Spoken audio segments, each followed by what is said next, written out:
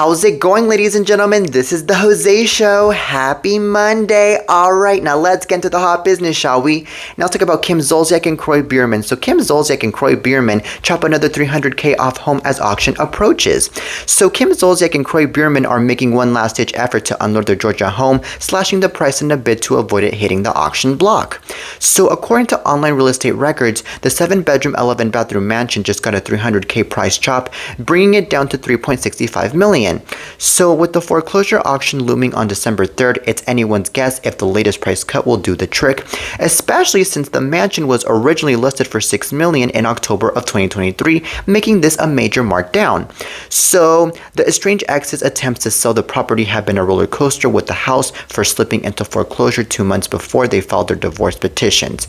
Okay, so the duo managed to delay the auction for months, but their financial situation grew more precarious as they bickered their way through trying to live under the same roof. At the end of the day, the home, sprawling over 15,000 square feet with a massive pool, could become one heck of a steal if it hits the auction block. Okay, so anywho, this is very interesting. I believe that somebody is going to have to buy that house already, because that's a very nice house right there. And also, we have to be honest, Kim Zolciak and Kroy Biermann, I believe, need the money ASAP, because as we all know, freaking Kim Zolciak is nothing but a freaking gambler that spends all of her money on that especially. And let's also be honest, I believe that since this house has a bunch of bedrooms and a bunch of bathrooms, it's definitely like the type of place where everyone would have a really good time in and have a really good vacation in for a lifetime, and, you know, have the time of their life, especially because, I mean, at the end of the day, the house is also at a really good area in Georgia as well. But honestly, though, if they're really going to have to bid down to the prices, they're going to have to bid down to maybe $2 million or $1 million, in my personal opinion, because I believe that with $2 million or $1 million, I believe the house is actually going to get bought by somebody, because, I mean, nowadays with inflation going on, I believe it's really hard for people to be buying houses, and I believe that with a really good price, it's going to convince so many people to buy a house like that especially. So I don't know what Kim Zolciak and Kroy Biermann are thinking of right now, if they're thinking that with $3.65 million, they're going to be having somebody buy that freaking house. Also, let's be honest, man. I think that this house that they used to live in, by the way, looks like a freaking castle, if you're asking me, because with the rooftops looking all triangular and looking all luxurious, and then the pool looking like the size of a freaking, I don't know, city, and then also, let's be honest, the landscape around it really makes it look really foresty and really gorgeous and all of that crap, and then with the beautiful scenery that the walls have and all of that other crap that the house also has, I mean, the house definitely looks like the freaking Greystone Mansion in Beverly Hills, or like the castle from Princess Diana or Meghan Markle or Prince Harry, whatever you want to say it belongs to. Because, I mean, hey, this house really has all of the energy after all. And I myself would buy this house if I had all of the freaking money of the world, but I mean, I don't have that kind of money, so unfortunately I can't buy that house. But anyways, they really are missing out on this beautiful house at the end of the day. But let's be honest, it's all because of freaking Kim Zolciak that they're no longer going to be living in this house. And by the way, Kim Zolciak deserves a lot of criticism and a lot of judgment because of that situation. So, yeah, no, I am very upset about this by far. And if I were Kroy Biermann, I would be even more upset, by the way, because, like I said, this is a very huge loss. And this is definitely supposed to be the house of their lifetime. But oh well. Now on to the next topic.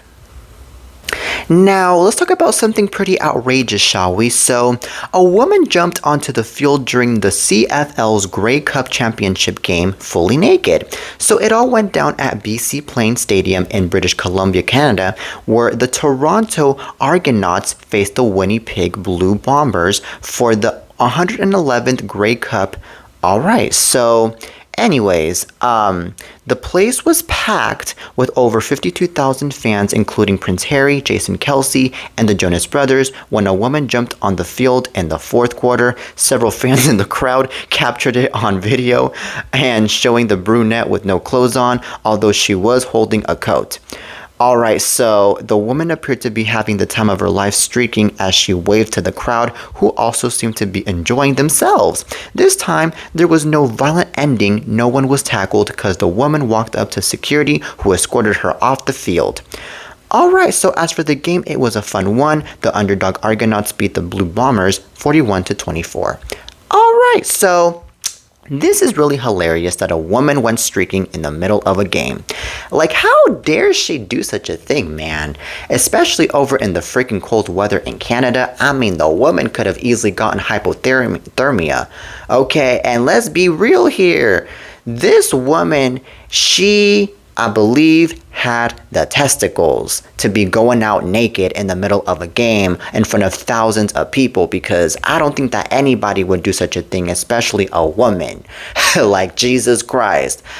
I do personally believe that the woman wanted her 5 minutes of fame, which is the reason to why she went out naked, streaking out in the game. But guess what? I do think too at the same time that she also wanted that, standing ovation. She wanted that good praise because, there are a lot of cuckoo people out there that are all like, okay, well, the woman is naked and she's brave enough to be naked out in the freaking game. So that is something to be applauding for. That is something to be proud of. Okay. No, in my personal opinion, I don't think that's something to be proud of.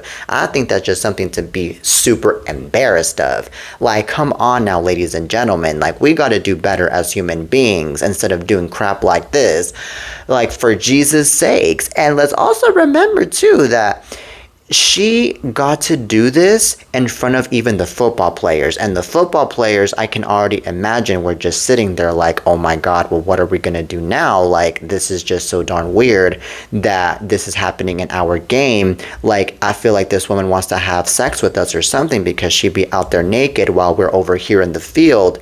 And it's just so freaking disturbing, by the way, because, I mean, these guys are just trying to mind their own damn business, playing their game, playing their stuff, and then all of a sudden the woman just comes in here all naked. I mean, if the woman would have been out, since the woman was out there naked in the field, I feel like she might as well just have a football in her hand and play with them and, be clean with them, okay, instead of being dirty with them, okay? I mean, that's all I'm trying to say here, because, I mean, since she was already naked, I mean, she already had no choice but to be playing with them. I mean, and that's just in my personal opinion, So anyways, this woman really, really went over the line here in my personal opinion.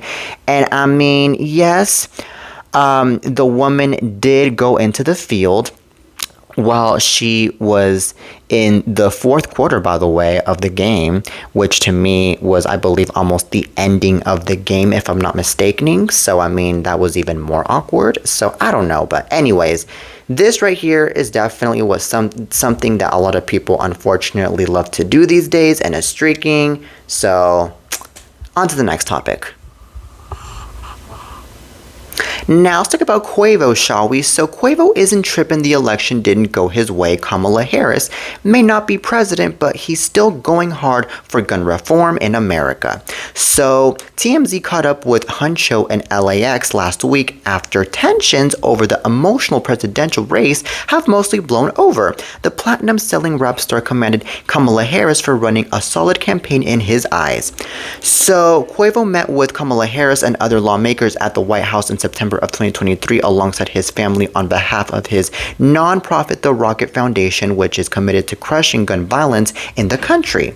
So the gun epidemic claimed the life of Quavo's nephew and Migos co-founder Takeoff in 2022, but the fight to clean up the streets isn't ending with Kamala Harris's commander-in-chief dreams. So Quavo tells us he's totally open to working with Donald Trump to help clean up the streets. Gun violence isn't an issue partial to Democrats or Republicans. It's going to help everybody.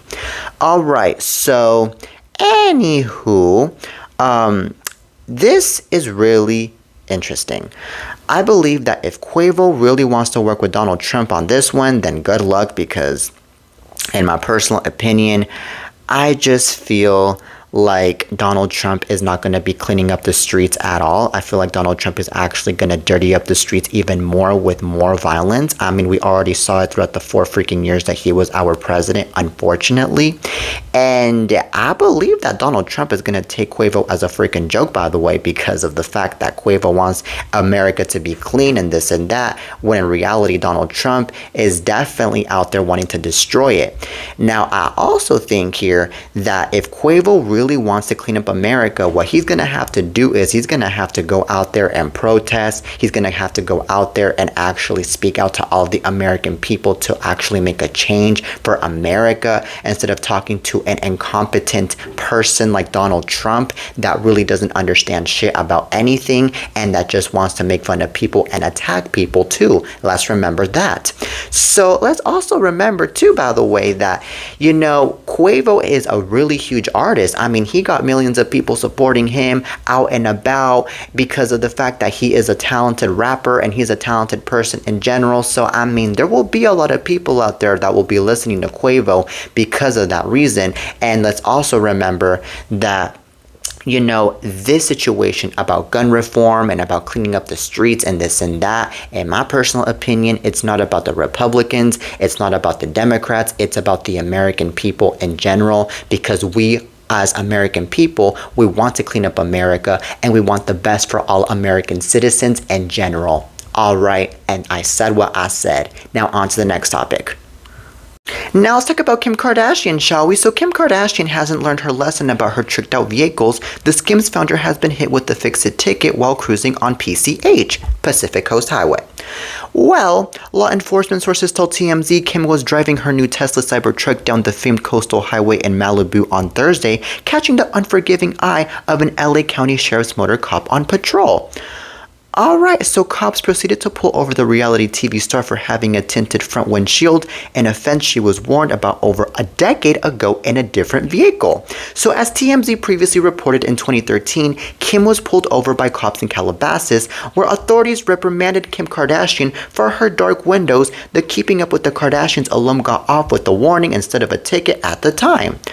Alright, so however, since then, Kim has found herself at the center of a number of traffic violations, including speeding, driving without license plates, and parking errors. Alright, so it perhaps isn't surprising that cops brought the hammer down on her today. Alright, so this is really hilarious what I'm hearing here. I believe that Kim Kardashian really deserves this freaking lesson because I believe that Kim Kardashian, even though she's a reality star, at the end of the day, she's also a human being that makes mistakes and she needs to freaking understand that. Okay, she can't just think that just because she's Kim Kardashian, she has the right to break the law, especially when it comes to out and about driving. And also, it's really funny how she got pulled over in the Pacific Coast Highway, by the way, because the Pacific Coast Highway, let's remember, is usually really lonely. Like, there's like rarely any cars out there, so she must have caught that cop's attention by far since she got pulled over at the Pacific Coast Highway, that's for sure, man. And I'm sure that when she got pulled over, Kim Kardashian was talking to the cop all flirtatious, like, ooh, how can I help you, officer? Ooh, I'm so sorry I broke the traffic law. Can you please forgive me? I don't want a ticket. I'm Kim Kardashian. I am the star of my reality show. Please. I was married to Kanye and I no longer am dealing with him and blah, blah, blah. And the cop might have been like, nah, fuck you. I am not going to be forgiving you at all. You're going to be getting a freaking ticket. And you, ma'am, definitely are like everybody else, regardless of what you've been through and regardless of who you are. Okay, I'm sure that's what freaking happened. And let's also remember too that the woman has enough money anyways to be paying for the freaking ticket anyways. I mean, we should feel bad for the people that can't afford a freaking ticket at all. People that barely make money at all in their freaking minimum wage jobs, okay? This woman is a freaking billionaire. Come on now. And I'm sure that she's already getting money anyways off of the publicity that she got pulled over anyways. So, I mean, she's actually winning here instead of losing here. So we can't be feeling bad for her at all, ladies and gentlemen. Come on now. Come on now. Jesus, I'm sure that she must be so pissed right now. She must be so mad right now. But, hey, it is what it is, Kim. It is what it is. All right, now on to the next topic. Now, the P. Diddy soap opera continues. Alright, so Diddy's legal team says the feds raided his jail cell and seized a bunch of privileged materials, including notes to his lawyers about his upcoming trial, TMZ has learned. So, according to new legal docs obtained by TMZ, Diddy's lawyer Mark Agnifilo claims they just found out Friday night that prosecutors are in possession of attorney-client privileged material that was seized from Diddy's jail cell at the Metropolitan Detention Center in Brooklyn. So, Aglifilo claims the privileged materials include Diddy's handwritten notes to his legal team concerning defense witnesses and defense strategies for his upcoming trial in May. So Diddy's attorney says the feds already admitted to possessing notes recovered from Diddy's cell, and he says the search and seizure violates Diddy's 4th, 5th, and 6th Amendment rights. Alright, so what's more is that Diddy's legal team says the notes were taken from his cell and turned over to the trial prosecutors in his case, who he believes may have used the material in illegal filing to keep Diddy behind bars.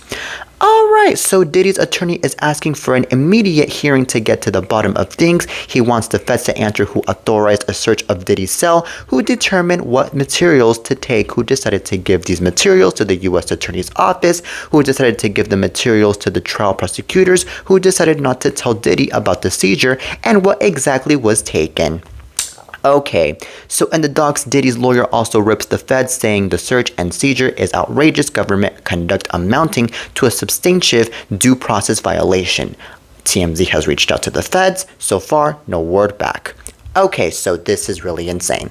I personally believe that this P. Diddy dude is just making a huge fuss about all of what he's been going through. I believe that P. Diddy should have made a huge fuss about all of the harm and all of the damage that he caused to all of his victims in the first place.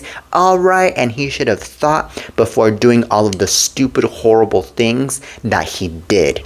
Now, I think too that if the feds raided his jail cell, then, oh well, it is what it is, you know? I mean, now he knows how it feels to be raided by cops, to be in trouble, to be held accountable for his own actions.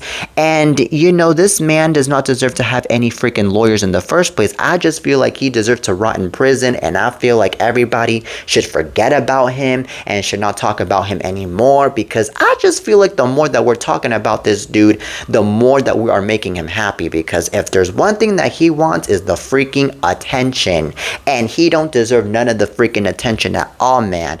I mean, yeah, he's sad, of course, that he's in trouble, but at the same time, he's happy because he's getting the freaking attention. And also, I feel like, you know, this situation where apparently Diddy is feeling so nervous, and apparently he's feeling so uncomfortable with what he's going through in his situation, that the 4th and 5th, 6th Amendment rights are basically being violated, supposedly. I mean, here's the thing. I believe that this search, in my opinion, might not be violating any of those amendments. And I'm not saying it to be a smartass. I'm not saying it because I think I know it all when it comes to the law. I'm just saying it because, I mean, if you're going to be searching somebody that is as corrupt and as cruel as P. Diddy, I don't think that there's anything of a violation right there. I believe that justice is being served right there, because there is further investigation on what this guy has been going through, especially because, I mean, so many people have been talking about all of the evil things that this guy has been doing for the past several years now, or decades now, you know? So there's also that. So let's also remember that, you know, the truth comes to light. So there's another thing Okay, so I mean, that's one thing that I think P. Diddy did not realize at all, which is the reason to why now he's getting offended and now he's acting like he's getting violated and this and that. Like, oh my God, like, no. Justice is justice, and justice is going to be served, and that's all I have to say. Or I think justice is already being served because, I mean, the man is already in prison after all. So, I mean, hey. But anyways, on to the next topic. Now let's talk about the Mike Tyson and Jake Paul fight. So many people were getting crazed out about the whole entire Mike Tyson and Jake Paul fight this past Friday. Well, the Mike Tyson-Jake Paul boxing match set betting records at Sportsbook, becoming the most heavily wagered upon fight in years. So more bets were placed and more money wagered on Friday night's heavyweight fight in Arlington, Texas than any other boxing match or MMA fight, and Sportsbook beat MGM's nearly 7-year history, according to a company spokesperson. So Tyson Paul attracted 4 times as much money wagered as any other combat event, MMA or boxing at BET MGM, the sports book said Monday in a news release. Tyson Paul also was the biggest boxing event of the year at the ESPN BET sports book. So it was unbelievable for business. John Murray, executive director of the Westgate Superbook in Las Vegas, told ESPN, "Casino was packed, bets flying in all day. I was stunned." Okay, so Paul, who closed at about 290 as the favorite, won by an unanimous decision in a fight that went the full 8 rounds. The majority of the bets were on Tyson, a 2-1 underdog, but the largest ones were on Paul, including a 1 million wager placed with Caesars Sportsbook in Michigan. Okay, so Craig Muklo, vice president of trading for Caesars Sportsbook, compared the amount wagered on Tyson Paul to an NFL Monday night game. So anyways, this is insane what I'm hearing here, because I personally believed that Mike Tyson was going to end up being the winner and not Jake Paul, because Mike Tyson is bigger, taller, and of course he is way older. And of course he has way more experience than Jake Paul does, because let's remember that Mike Tyson is a legendary boxer. But I believe that Jake Paul was the one that got to kick his ass after all, because Jake Paul, I mean, maybe he got more fit, he got more of a practice, he got more in shape, because he knew that he was fighting against somebody that is as legendary as Mike Tyson after all. So Jake Paul was pretty smart in the first place to be doing that after all.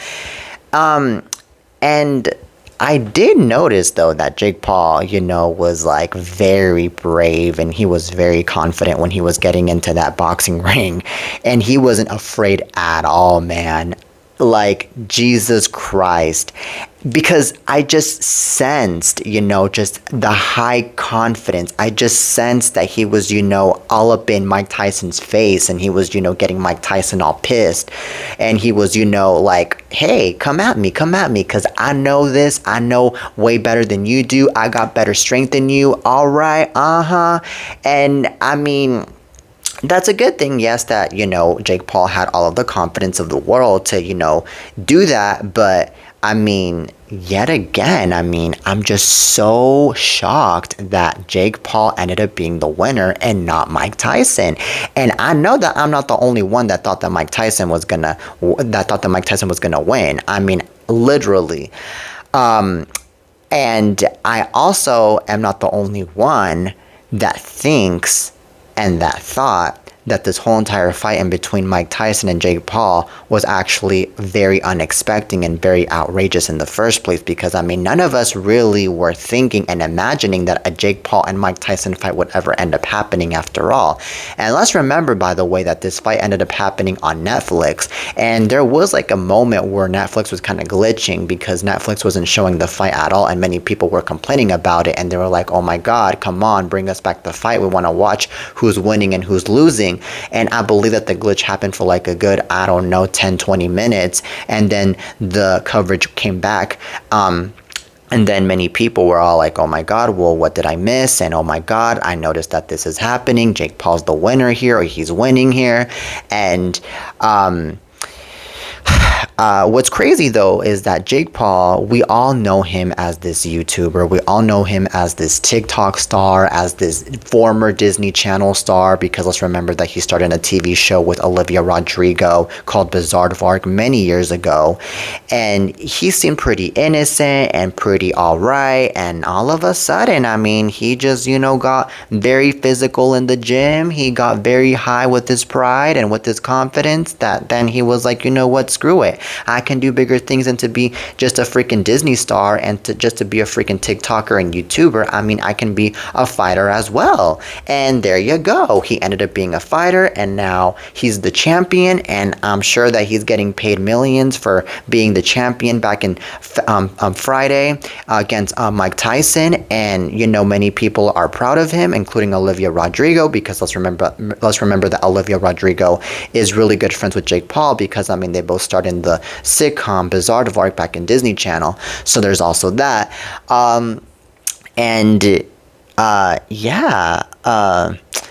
don't think that Mike Tyson will ever return to the boxing ring after this, that's for sure, especially because I think we know that Mike Tyson is a retired fighter. And also, it might have been a huge humiliation for him, by the way, that he just returned from his retirement just to be fighting somebody that is a newcomer like Jake Paul, and then get his ass whooped by a newcomer like Jake Paul especially. So that's the reason to why I believe that this guy, Mike Tyson, is not going to be returning to the boxing ring anytime soon. And I really do not blame him for any of this at all. But anywho, that is it for today's show, ladies and gentlemen. I really hope you guys enjoyed today's lovely episode of The Jose Show. Till next time, and peace.